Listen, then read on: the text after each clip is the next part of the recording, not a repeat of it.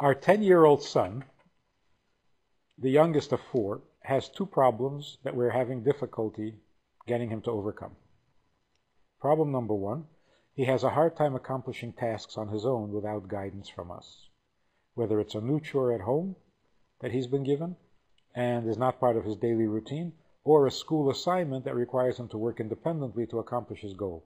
Without input from us, he doesn't think the process through of what he needs to do and gets very frustrated.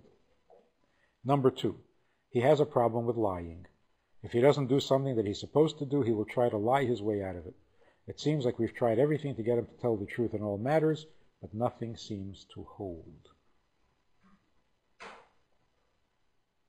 A 10-year-old.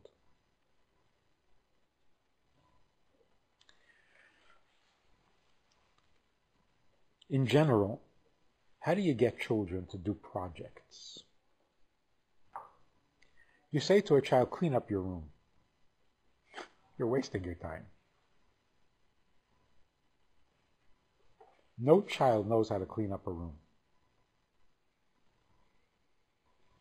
You go into the room with the child and you clean up.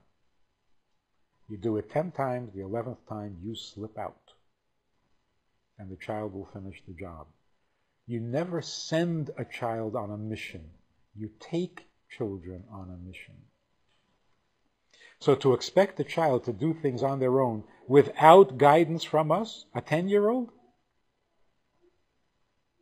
it's perfectly okay for a 10-year-old to function with guidance. What's wrong with that? He's not too old, and he's not necessarily capable of orienting himself like cleaning up a room. I remember trying to clean up a room. I couldn't. I don't know where to begin. I move this here, the room is still messy. I move it there, it's still messy. To clean up a room, you have to have a vision. You have to see how the room can look and where things would go. Help a child do that. Don't expect a 10-year-old to know. So if you've done it with him a few times, then he should be able to do it without your being there. But to simply give him a chore, like in the Israeli army, you never say, go ahead. You say, follow me. Follow me until you know how to do it without me, and then I'll go on to something else. So it's okay to help a 10-year-old with his chores. Second problem is lying. If he doesn't do what he's supposed to do, he will try to lie his way out. What else should he do? That's what I would do. If you know you're guilty and you're caught, of course you lie your way out. Unless you're not afraid to admit that you were wrong. If you're not afraid to admit you were wrong, then you don't have to lie. But if you're terrified, you're going to protect yourself by lying. So the two questions might be related.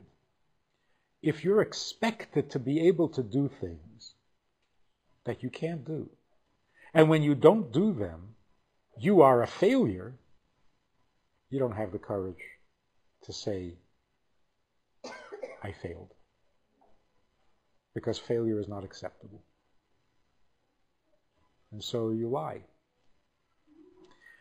The other thing is, we've tried everything to get him to tell the truth in all matters, but nothing seems to hold. He's a 10-year-old. Nothing seems to hold. It's a little premature to say that. Which is another thing. In teaching morality,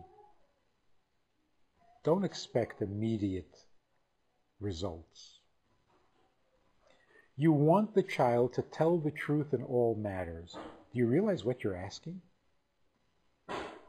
You're asking the child to develop a personality that can't lie. You expect that to happen in a month? Because you said it 10 times? Say it 100 times. Say it 1,000 times. Don't get impatient. You're developing a person here. Don't expect it to happen because you said so. So what does it mean it doesn't hold?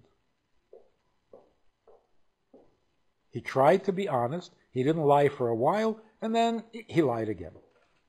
So that's how a person grows. Moshe Rabbeinu was very patient. 40 years he kept telling us the same commandments. He didn't give up. That's how you teach morality. And when they see you're not giving up, they know that what you're telling them is true.